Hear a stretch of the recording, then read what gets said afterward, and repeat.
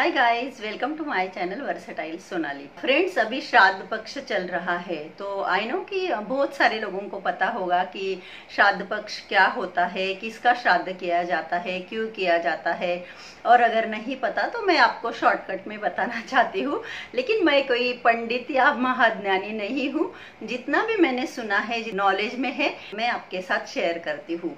तो एक्चुअली श्राद्ध वो होता है जैसे कि हर परिवार में जो कोई भी भगवान के घर चले गए हैं कह सकते हैं, तो उनके नाम से श्राद्ध किया जाता है। तो मैं तो महाराष्ट्रियन हूँ, तो हम लोगों में उनको पितृ बोलते हैं, मतलब जो नहीं रहे। जैसे हो सकता है दादा दादी है, नाना नानी है, मम्मी पापा है, जो कोई भी है जो भगवान के घर चले गए हैं उनका श्राद्ध किया जाता है। तो गणपति विसर्जन के बाद ये 15 दिन का श्राद्ध पक्ष होता है। आई थिंक ब्राह्मण के पास जाके, पंडित जी के पास जाके, भी नहीं रहे हैं, भगवान के घर गए हैं, उनके मृत्यु की डेट जिस दिन वो एक्सपायर हो गए हैं वो डेट पंडित जी को बताते हैं। तो वो एक तिथि निकाल के देते हैं। तिथि आई मीन कि वो एक डेट देते हैं कि इनका श्राद्ध इस दिन को आएगा। तो इन 15 दिनों में जो लोग भगवान के घर चले गए हैं उनके श्राद्ध होते हैं। पति से पहले जिनकी डेथ हो जाती है, मतलब सुहागन होते हुए वो भगवान के घर चली जाती है पति से पहले, तो उनको अविधवा कहते हैं। तो इन 15 दिनों में एक अविधवा नवमी होती है, जो कि आज के दिन है नवमी।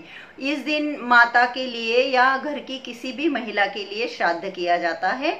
और श्राद्ध करना बहुत जरूरी है मुझे लगता है। लेकिन यहाँ पर बात है विश्वास की। अगर आप इन सब बातों में अगर आप विश्वास करते हैं तभी आपको मेरी बातें जो है अच्छी लगेगी। पर्सनली अपनी बात करूँ तो मैं बचपन से मेरी मम्मी के यहाँ श्राद्ध देखते आई हूँ। जैसे कि मेरी मॉम जो है उन्होंने तो अपने इन लॉज को देखा नहीं, लेकिन एज अ बहू, डॉटर इन लॉ, वो इन 15 दिनों में मम्मी के यहाँ दादा दादी का, नाना नानी का, और एक लास्ट डे होता है सर्वपितृ अमावस्या। उस दिन मतलब हमारे 7 पीढ़ी जिनको कहते हैं उनमें जितनी भी डेथ हो चुकी है, जो भी भगवान के घर चले गए हैं, उन सबको श्राद्ध अर्पण होता है। अगर लास्ट डे सर्वपितृ अमावस्या को हम अगर श्राद्ध करते हैं तो माता पिता का श्राद्ध बड़ा बेटा करता है, लेकिन अगर बेटा नहीं है तो बेटी करती है। और मेरी मॉम को भाई बहन नहीं है, मेरी मॉम अकेली थी। नाना नानी है, उनका श्राद्ध भी मम्मी करती है। तो मतलब 15 दिनों में मम्मी के यहाँ 5 बार श्राद्ध होता है। तो वो मैं देखते आई हूँ। तो हम जिस माहौल में पैदा होते हैं, पले बड़े होते हैं, वहाँ का जो कल्चर है, जो संस्कृति है, जो परंपराएं है, रूढ़ी है, हम उनको देखते हुए बड़े होते हैं और उनको हम फॉलो करने लगते हैं सब चीज। और मैं खुद गॉड पर बहुत बिलीव करती हूँ। और ये पंडित वगैरह, इनको कुंडली, नक्षत्र, इन सबको भी मैं मानती हूँ। हाँ, ब्लैक मैजिक, जादू टोना, उन सब पे मेरा बिल्कुल भी भरोसा नहीं है। भगवान को मैं बहुत मानती हूँ। तो जैसे श्राद्ध पक्ष हम क्यों करते हैं कि जो भगवान के घर चले गए हैं, इन 15 दिनों में यमराज जी जो है उनको एक दिन के लिए मुक्ति दे देते हैं कि वो अपनों के पास जाकर, मतलब जो भी अपने उनका श्राद्ध कर रहे हैं, भोजन बना रहे हैं, जो कुछ कर रहे हैं वो ग्रहण कर सके। तो और हमें बहुत सारा आशीर्वाद देकर जाते हैं। और हम अगर ये रूढ़ी, ये परंपरा, ये रीति रिवाज हम फॉलो करते हैं तो भगवान भी हमें बहुत सारे आशीर्वाद देते हैं। तो मुझे लगता है कि हर एक घर में किसी ना किसी की डेथ तो हुई होती है। दादा दादी की, नाना नानी की, मॉम डैड की, भाई बहन, किसी की भी हो सकती है। तो हमें श्राद्ध पक्ष करना चाहिए। एक दिन तो भी सही। अगर आपको डेट, तारीख नहीं पता है, लेकिन आपको लगता है कि आपका कोई अपना नहीं रहा है आपके बीच, तो आप लास्ट डेट जो होता है सर्वपितृ अमावस्या, उस दिन आप श्राद्ध कर सकते हैं। बस श्रद्धा भाव होना बहुत जरूरी है। तो मैं भी अपने घर में श्राद्ध पक्ष करती हूँ। लेकिन मैं श्राद्ध किसका करती हूँ? मैं श्राद्ध करती हूँ मेरे हस्बैंड की फर्स्ट वाइफ का। हाँ, बिल्कुल। और मैं आपको बताना चाहती हूँ कि मुझे आज सारी दुनिया मतलब जो भी लोग दुनिया में मुझे जानते हैं वो सब मुझे सोनाली पवार के नाम से जानते हैं। बट मैं आज आपको बताती हूँ कि मेरा रियल नेम जो है वो सोनाली नहीं है। मेरे मॉम डैड ने तो मेरा नाम रेशमा रखा था और मेरा पेट नेम है गुड्डी, लेकिन मेरा नाम जो था रेशमा है। और आज मैं आपको बता रही हूँ, लेकिन मैं खुद भी भूल चुकी हूँ ये चीज कि मेरा नाम जो है वो रेशमा है। तो आफ्टर मैरिज मेरा नाम चेंज कर दिया गया, सोनाली रखा गया इनकी फर्स्ट वाइफ के नाम से। तो ये कोई कंपल्शन नहीं होता कि ये कोई जबरदस्ती नहीं होती किसी को लगेगा, ऐसा कुछ भी। मुझे कोई प्रॉब्लम नहीं था, मेरा नाम सोनाली रखा तो मुझे उसमें कोई प्रॉब्लम नहीं था। वो लोग सोनाली का नाम ये जिंदा रखना चाहते थे मतलब, और हमने तो लीगली भी मतलब एफिडेविट करके भी मेरा नाम चेंज कर लिया। तो सोनाली का आज श्राद्ध था, और यहाँ तक कि इनकी डॉटर भी जो है वो एक्सपायर हो गई थी, 2.5 ईयर की ही थी। उसका नाम था टीना। तो मेरी डॉटर का पेट नेम भी हमने टीना ही रखा है, हम उसको टीनू बोलते हैं। पहले को भी टीनू बोलते थे ये लोग, तो हम भी इसको टीनू बोलते हैं। तो उसका श्राद्ध मैं करती हूँ, मैं साल में 3 बार करती हूँ एक्चुअली। जब उसका जन्मदिन होता है तब, जब एक्चुअल में उसकी डेथ हुई है तब, और ये विधवा नवमी, कई बार अक्षय तृतीया हो गया या गुड़ी पाड़वा हो गया, जो साल का पहला फेस्टिवल होता है, हम लोगों में रिवाज है कि उस दिन किया जाता है। तो करना कुछ नहीं होता, उसके नाम से एक सुहागन या 3, 5, 7, 11 आपके ऊपर है, आप कितनी सुहागनों को खाना खिलाना चाहती है। मैं हमेशा एक सुहागन को इनवाइट करती हूँ खाने पे उसके नाम से। तो श्राद्ध का खाना तो अलग बनता है, मैं आपके साथ जरूर शेयर करूंगी कि मैंने क्या क्या बनाया है। तो उस व्यक्ति के नाम से एक महिला को बुलाना है, उसको हल्दी कुमकुम लगा के उसकी पूजा करनी है, उसको प्रेम भाव से खाना खिलाना है, और उसके पैर छूकर आशीर्वाद लेना है। और ये मानना है कि उस व्यक्ति के अंदर ये आकर खाना खाकर गई मेरे घर, सोनाली दीदी आकर मेरे घर खाना खाकर गई, ऐसे मन में भाव रखने हैं। तो मैं हर साल एक सुहागन को बुलाती हूँ इस दिन खाना खाने के लिए। लेकिन आज जिस तरह के हालात बाहर है, जिस तरह की सिचुएशन है, हम किसी को बुला नहीं सकते, और अगर हमने बुलाया भी तो आने वाला संकोच कर सकता है, तो क्यों किसी को दुविधा में डाले।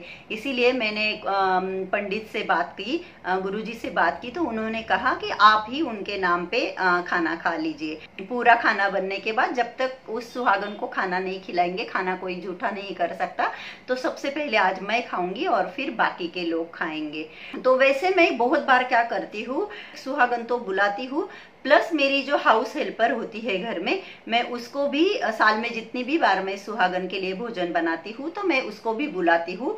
ताकि देखिए, मेरा ऐसा मानना है, जैसे बड़े लोगों को कोई भी बुलाएगा या अपनों को कोई भी बुलाएगा, लेकिन इन लोगों को भी बुलाने चाहिए। गरीब के आशीर्वाद, वो दिल से दुआएं देते हैं और वो हमें आशीर्वाद जरूर मिलते हैं।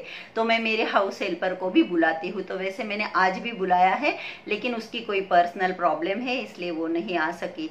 तो मुझे तो मतलब नहीं आ पाएगी खाना खाने के लिए, तो मुझे बहुत दुख हुआ, लेकिन अभी क्या कर सकते हैं, सिचुएशन ही ऐसी है। तो हाँ, तो मैं सोनाली का श्राद्ध करती हूँ। मैंने आज तक कभी ये चीज मतलब पब्लिकली कभी बोली नहीं है। मैं आपके साथ कुछ चीजें शेयर करना चाहती हूँ। मेरे हस्बैंड जो है, उनके मामा की लड़की ही उनकी वाइफ थी, सोनाली। उनका लव मैरिज था। तो 1 साल बाद उनकी मुझसे शादी हुई। हम लोग एक दूसरे को बिल्कुल नहीं जानते थे, हमारी अरेंज मैरिज है। लेकिन जब हमारी शादी हुई, ये अपनी पत्नी को, सोनाली को बहुत मिस करते थे, बहुत ज्यादा मिस करते थे, डॉटर को भी मिस करते थे। तो एक्सीडेंट में सोनाली की डेथ हो गई है। तो शादी के बाद मतलब जैसे मैं नई पर्सन थी इनकी लाइफ में आई हुई, तो दिन तो चलो इनका काम में गुजर जाता था, और मैंने कभी मौका मिला तो मैं आप लोगों के साथ भी जरूर शेयर करूंगी आगे जाके, ताकि आप भी देख सको। जिस दिन इन लोगों का एक्सीडेंट हुआ उस दिन मेरी नेफ्यू का बर्थडे था, तो उस दिन का भी वीडियो कैसेट है जिसमें दिख रहा है कि ये 85-90 इनका वेट होगा। और जिस दिन मुझसे शादी हुई उस दिन के भी फोटोग्राफ्स है, तो उसमें इनका वेट है 53। मतलब ये 1 साल में 85 से 53 तक आ गए थे। तो आप सोच सकते हैं, तो ये बहुत मिस करते हैं। जाहिर सी बात है, लाइफ पार्टनर थी। शादी के बाद 5.5 साल बाद सोनाली की डेथ हुई, तो ये बहुत प्यार करते थे, बहुत मिस करते थे। तो पहले तो बहुत दिन इन्होंने खाना ही नहीं, मतलब नहीं खाते थे, लेकिन फैमिली होती है ना, जबरदस्ती फोर्स करके खिलाते हैं कि नहीं नहीं खाना चाहिए, खा लो खा लो। लेकिन इन्होंने एक नियम बना लिया था, इन्होंने पूरे साल ये सिर्फ 1 चपाती खाते थे। मतलब 3 चपाती खाने वाला इंसान सिर्फ ये 1 चपाती खाते थे, चाहे घर में त्योहार हो, फेस्टिवल हो, कुछ भी हो। इन्होंने रूल बना लिया था कि एक चपाती खानी है, एक चपाती खाने के बाद ये हाथ धो देते हैं, चाहे कुछ भी हो जाए। तो मतलब 30 से 35 किलो इनका वेट जो है 1 साल में कम हो गया था। हमारी शादी हुई तो ये मुझे शुरू से लेकर इन्होंने मुझे पूरी कहानी बताई थी कि मतलब मामा की लड़की थी, हम कैसे मिले, हमारा कैसे लव हुआ, कैसे शादी हुई, कैसी थी, क्या थी। तो दिन तो चलो इनका पूरा काम में जैसे बीत जाता था, लेकिन जैसे ये शाम को घर आते थे, डिनर विनर हो गया, तो ये डेली मुझे अपनी कहानी बताते थे इनकी लाइफ के बारे में, सोनाली के बारे में। तो इतना रोते थे, मुझे तो शुरू में समझ में नहीं आता था, क्योंकि ये भी मेरे लिए बिल्कुल नए पर्सन थे, मतलब मैं इनको जानती नहीं थी। तो मैं भी कोई इतनी समझदार नहीं थी, क्योंकि मेरा अपना कभी कोई गया नहीं था। तो लेकिन वो दर्द हम समझ सकते हैं, तो मेरी समझ में नहीं आता था कि मैं क्या करूं। तो ये रोते थे तो मैं भी रोती थी, लेकिन कहानी इतनी दर्दनाक थी। मतलब एक ही मामा, उनकी एक ही डॉटर, जो कि अपनी माँ के पेट में थी जब उसके फादर की डेथ हो गई। उनकी मम्मी, सोनाली दीदी की मम्मी भगवान की कृपा से है, बहुत अच्छी है वो भी, और भगवान करे उनको भी मेरी उम्र लग जाए। और वो जब प्रेग्नेंट थी तब उनके हस्बैंड की डेथ हुई, उनकी ये बेटी सोनाली। तो ये इतनी दर्द भरी लगती थी मुझे ये कहानी, तो मैं सुन के इतना रोती थी, इतना रोती थी। तो 6 महीने तो इन्होंने मुझे पूरी अपनी स्टोरी सुना दी। और इन्होंने क्या, सोनाली के ना बहुत बड़े बड़े फोटोग्राफ्स बनाए थे, बहुत बड़े बड़े। तो जैसे अभी हॉल में, यहाँ ये बेडरूम में मैं बोल रही हूँ, बेडरूम में शूट कर रही हूँ, यहाँ तो हमारी बेड के ऊपर लगी है फोटो। तो जैसे शादी के बाद जो हमारा हॉल था, तो बहुत बड़ी बड़ी फोटो सोनाली की फ्रेम करके लगाई हुई थी, मतलब बहुत ही बड़ी। फिर उसके थोड़ी छोटी थोड़ी छोटी, हॉल की जो तीनों वॉल है उस पर सोनाली की फोटो लगी होती थी। तो बहुत बार ऐसे होता था कि जैसे कोई भी आने वाला, जैसे पूरे रूम में कुल मिलाकर 20 एक फोटो होंगी, 20 से भी ज्यादा होंगी आई थिंक। तो और कोई शोपीस वगैरह वो सब वॉल पर नहीं था, सब सिर्फ सोनाली की फोटो थी। हर रूम में ही थी, लेकिन हॉल में ज्यादा थी। तो कोई भी आता था जैसे नए, तो जिनको नहीं पता वो पूछते थे कि ये किसकी फोटो है, क्योंकि अगर कोई नहीं भी रहा तो एक फोटो लगाते हैं, तो इतनी सारी फोटो लगी है। तो जैसे मैं बोलती थी कि इनकी वाइफ की है, तो फिर मुझे लोग पूछते थे कि अरे ऐसे कैसे, तुम्हें बुरा नहीं लगता क्या, तुम्हें दुख नहीं होता क्या, तुम्हें डर नहीं लगता क्या। तो मैं सुन के बहुत हैरान हो जाती थी कि जो इंसान है, मतलब इसमें क्या डरना, वो बेचारी तो भगवान के घर चली गई है। और चलिए, मैं जब साथ में है, घर में 2 सौतन और एक दूसरे के प्रति द्वेष ईर्ष्या रखना, वो समझ सकते हैं। लेकिन जो है ही नहीं इस दुनिया में, जो भगवान के पास चली गई है, और जिसकी स्टोरी इतनी सैड है, जिसका लाइफ इतना दुख भरा बीता है, उसके डॉटर की जब डेथ हुई वो 21 ईयर की थी। तो as a female, as a माँ, मैं समझ सकती हूँ कि सोनाली की लाइफ कैसे रही होगी। तो मुझे बहुत मतलब शौक लगता था कि लोग ऐसा कैसे पूछते हैं कि तुम्हें डर नहीं लगता क्या, जो भगवान के घर चली गई है उससे क्या डरना, मतलब वो क्या करेगी वो बेचारी। और मुझे बुरा भी नहीं लगता था, वो उनके लाइफ का इतना अहम हिस्सा थी। तो उनका प्यार था, उनकी भावनाएं थी, लव मैरिज था, तो उन्होंने लगाई थी। मुझे सच कहती हूँ मैं आपको, मुझे कभी बुरा नहीं लगता था, कभी भी बुरा नहीं लगता था। मैं खुद उन फोटोओं को रोज क्लीन करती थी। आज भी मेरी शादी को 21 साल हो गए हैं, लेकिन आज भी मेरे मंदिर में सोनाली हम लोगों में चांदी की बना के रखते हैं। तो जैसे मैं भगवान की पूजा करती हूँ, सोनाली की भी पूजा करती हूँ। और जब मैं सोनाली की उस मूर्ति को हल्दी कुमकुम चढ़ाती हूँ, तो मेरे मन में ये सेंटेंस रहता है कि दीदी, मुझसे कोई भूल चूक हो जाए तो मुझे माफ कर देना, अपनी छोटी बहन को आशीर्वाद देना। तो मुझे कभी बुरा नहीं लगा। और मैं आपको एग्जाम्पल के तौर पर अभी दिखाती हूँ, मैं शूट ऐसे ही रखूंगी, कट नहीं करूंगी। एक फोटो मैं आपको दिखाती हूँ, आप प्लीज कुछ सेकंड के लिए वेट करना।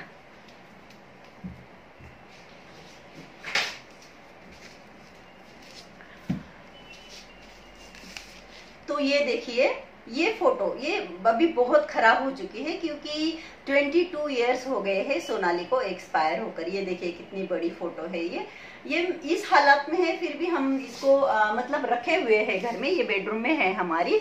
तो मैं आपको बताना चाहती हूँ, क्योंकि पहले तो फिर फोटो कब हटाई गई, जब मतलब कुछ दिनों बाद, मतलब आगे जाके किसी ने बताया इनको कि जो नहीं रहे हैं इस दुनिया में, जो भगवान के घर चले गए हैं, उनकी फोटो नहीं रखते। इनको किसी ने समझाया था, मैं तो उनके साथ थी भी नहीं जब उनको किसी ने ये चीज बताई थी। ओम शांति से जुड़ गए थे, ये बहुत अच्छा मतलब है। तो वहाँ इनको पता चला कि जो लोग इस दुनिया में नहीं रहे उनकी फोटो नहीं लगाते। तब हमने सारी फोटो संभाल के रख दी। तो ये जो फोटो अभी मैंने आपको दिखाई, ये बहुत साल हो जाने के कारण ये खराब हो चुकी है। इसका जो प्लास्टिक है वो निकल चुका है। ये देखिए, ये प्लास्टिक निकल चुका है। लेकिन हम लोगों की हिम्मत नहीं होती, जैसे ना क्या पुराने फोटो नदी में बहा दिए जाते हैं या कुछ उनको मंदिरों में छोड़ते हैं या कहीं फेंक देते हैं। लेकिन मेरी इतनी हिम्मत ही नहीं हो सकती कि मतलब मैं इस फोटो को कहीं फेंक दूं या कहीं छोड़ दूं। गलती से एक बार मेड ने विंडो से बाहर ये फोटो रख दी थी बालकनी में। तो जब मेरी डॉटर ने देखा तो वो बहुत नाराज हो गई, क्योंकि मैंने बच्चों को बचपन से जैसे फोटो के बारे में बोलना होता था तो मैं बच्चों को बोलती थी सोनाली मम्मा की फोटो, टीनू दीदी की फोटो। तो मेरे बच्चों को भी जब इन फोटोओं के बारे में बात करनी होती है तो वो ऐसा ही, मतलब जैसे सोनाली मम्मा की फोटो, टीनू दीदी की फोटो तो मेड ने बाहर रख दी थी। तो मेरी डॉटर को बहुत बुरा लगा था कि सोनाली मम्मा की फोटो किसने बाहर रख दी, बारिश होती है बाहर, उसको लगा खराब फोटो है, उसको क्या पता, तो उसने बाहर रख दी थी। तो अभी भी हमारी हिम्मत नहीं होती कि मतलब दिल ही नहीं करता कि इस फोटो को ऐसे कहीं भी छोड़ दे या फेंक दे, ऐसा बिल्कुल भी नहीं। तो मैं यही चाहती हूँ कि मुझ पर, मेरे बच्चों पर सोनाली दीदी का आशीर्वाद बना रहे, और ये जो रीति रिवाज है, ये जो परंपराएं हैं, इनको मैं निभाऊं अच्छे से, और यही संस्कार मैं अपने बच्चों को भी दे पाऊं कि आगे जाके मेरे बाद मेरे बच्चों को, मेरे बेटे को इस सोनालिका और इस सोनालिका दोनों का भी करना होगा, तो वो इन चीजों को फॉलो करे, ये मैं चाहती हूँ। इसीलिए मैं हर चीज को बहुत दिल से, बहुत परंपरा के साथ निभाती हूँ। तो अगर मेरा आप सबसे यही कहना है कि आपकी फैमिली में भी, हर किसी की फैमिली में देखिए लोग तो गए हैं भगवान के घर, है कि नहीं, दादा दादी नाना नानी कई पीढ़ियों के। तो अगर आपको तिथि नहीं भी पता तो आप सर्व पितृयामोषा को उनका श्राद्ध करके कई सारे आशीर्वाद प्राप्त कर सकते हैं, और करना भी चाहिए, ऐसी मेरी सोच है। अभी मैं आपको दिखाती हूँ कि सोनाली दीदी की जो फोटो की मैं पूजा करती हूँ वो फोटो बहुत प्यारी है, और मैंने क्या क्या खाना बनाया है। तो चलिए मैं आपको दिखाती हूँ कि मैंने किस तरह से इस दिन की तैयारी की है। तो अभी ये मैंने ढक कर रखा हुआ है, मैं आपको खोल के दिखाती हूँ कि मैंने क्या क्या बना है। तो बाहर का कोई आने वाला नहीं है, तो मैंने अपने जो रेगुलर स्टील के जो बर्तन यूज करती हूँ उन्हीं में खाना निकाला है।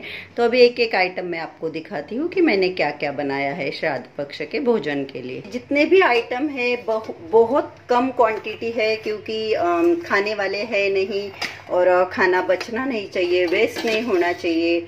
मुझे खाना वेस्ट करना बिल्कुल भी अच्छा नहीं लगता, इसीलिए मैंने क्वांटिटी बहुत कम रखी है। तो ये है कड़ी। श्राद्ध में क्या क्या खाना बनता है वो मैं आपको दिखाती हूँ, या मैं क्या क्या बनाती हूँ। तो ये सबसे पहले बर्तन में है कड़ी। ये गवार की फली है, इसको तोड़ना नहीं पड़ता, इसको ऐसे ही रखना पड़ता है। अभी मुझे जितना नॉलेज है मैं वो फॉलो करती हूँ, जितना मैंने सुना हुआ है। ये आमटी है, काली रशी भी बोलते हैं हम मराठी में इसको। तो ये आमटी है, काली रशी। इसको, ये जो मैंने बेसन के पाटोड़ बनाए हैं इसको पाटोड़ बोलते हैं। तो इसका और इसका कॉम्बिनेशन है, पाटोड़ रशी में डाल के खाए जाते हैं। ये है राइस, चावल, दाल, ये कुरडई। इसके साथ एक मेनू मिसिंग है, वो है पापड़। तो मेरे पास नागली के पापड़ हुआ करते हैं हमेशा, बट अभी खत्म हो गए हैं, तो पापड़ मिसिंग है यहाँ पर, नहीं तो पापड़ भी होने चाहिए एक्चुअली। ये जो पूरी है ये सादी पूरी है। सादी पूरी इसलिए बोल रही हूँ कि पूरी की 2 प्लेट है। तो ये मीठी पूरी है, गुड़ से बनी हुई, गुड़ का पानी बना लिया और ये मीठी पूरी बनाई है। ये सादी पूरी है। ये आलू वड़ी है, अभी अरबी के पत्ते बोलते हैं शायद, आलू के जो पान होते हैं उनको अरबी के पत्ते बोलते हैं। तो ये आलू वड़ी है। और ये है भिंडी, ये है करेला। ये बहुत ही कम क्वांटिटी में मैंने बनाया है ताकि खत्म हो जाए, और बहुत ज़्यादा आइटम होते हैं तो बहुत बच जाते हैं। ये है मेथी की सब्जी, और ये है डांगर, पम्पकिन, और सबसे मेन चीज़ जो खीर, ये खीर है। इस हॉट पॉट में एज यूजुअल चपाती है और ये है बेसन के पकोड़े भजे। और इन सब में एक मेन चीज मिसिंग है, मैं कुछ नहीं कर सकती थी। मेरा मिक्सर जो है वो मेन टाइम पे खराब हो गया, तो उड़द दाल के वड़े बनाने पड़ते हैं। उड़द दाल के वड़े जो हम खाते हैं ना, वड़ा सांबर, वो वाले वड़े, तो वो भी मैं हमेशा बनाती हूँ। मैंने भिगोई भी थी दाल, और मेरा मिक्सर ग्राइंडर भी रिपेयर करने के लिए रख दिया था, बट वो नहीं मिला, तो मैं बहुत नाराज हो गई। वैसे तो मैं अभी नैवेद्य की प्लेट तैयार करूंगी भगवान के लिए। तो इस तरह से मैंने नैवेद्य की प्लेट तैयार की है। ये 15 चीजें है, मतलब 15 चीजें बनाई है मैंने, और मैंने भगवान को नैवेद्य अर्पित कर दिया। भले ही हम श्राद्ध का खाना बना रहे हैं, लेकिन सबसे पहले भगवान को नैवेद्य अर्पण करना चाहिए, और फिर जिसके नाम का श्राद्ध कर रहे हैं उसको उनको भी नैवेद्य अर्पण करना चाहिए। ये मेरी दीदी है, इनका मैं आज श्राद्ध कर रही हूँ। वैसे मैं बहुत सोच रही थी कि मतलब इस जब से मैंने YouTube पर चैनल स्टार्ट किया है, जैसे कोई भी फेस्टिवल आता है मैं वीडियो बनाती हूँ, कुछ भी बर्थडे है, एनिवर्सरी है, बच्चों के बर्थडे है, गणेश जी आ रहे हैं, नवरात्रि है, मैं पहले बहुत सोच रही थी कि बनाऊं कि नहीं बनाऊं, बनाऊं कि नहीं बनाऊं। YouTube पर ही कुछ वीडियो देख लिए इनके बारे में जानकारी लेने के लिए, मतलब समय क्या है, क्या टाइम है, इसलिए मैं वीडियो देख रही थी 1-2 दिन पहले। तब मुझे इसका महत्व मुझे पहले से तो पता था, लेकिन और ज्यादा पता चला कि हमें बहुत आशीर्वाद मिलते हैं, हमारे सारे प्रॉब्लम सॉल्व हो जाते हैं, तो बहुत अच्छा होता है श्राद्ध करना। तो मुझे लगा कि ये चीज अच्छी है, ये सबको पता होनी चाहिए। मैं जैसे हैदराबाद में रही 7 साल, नासिक में रही मैं एक सोसाइटी में 8 साल, तो काफी सारा फ्रेंड सर्कल है मेरा, लेकिन मैंने कभी सुना नहीं। मेरे क्लोज फ्रेंड में महाराष्ट्रियन नहीं थे, एक्चुअली बहुत सारे तो महाराष्ट्रियन नहीं थे, ना ही हैदराबाद में, ना ही नासिक की सोसाइटी में। तो मुझे कभी ऐसे पता नहीं चला कि किसी के यहाँ श्राद्ध है, या जब किसी को बुलाती थी ना, तो बहुत से उनके मन में सवाल होते थे कि क्या है ये श्राद्ध, क्यों है, क्या करना है। तो मुझे लगा कि चलो बनाते हैं। अगर मेरे इस वीडियो से किसी को कुछ अच्छी जानकारी मिले, या थोड़ा सा भी हेल्प मिले तो मुझे अच्छा लगेगा, मुझे आशीर्वाद मिलेंगे। तो आशा करती हूँ कि आपको ये मेरा वीडियो अच्छा लगा होगा। अगर अच्छा लगा है तो मेरे वीडियो को लाइक कर दीजिए, और अगर अब तक मेरे चैनल को सब्सक्राइब नहीं किया है तो सब्सक्राइब कर दीजिए। अपने आसपास सफाई का खास ध्यान रखिए। Thanks for watching. नमस्ते।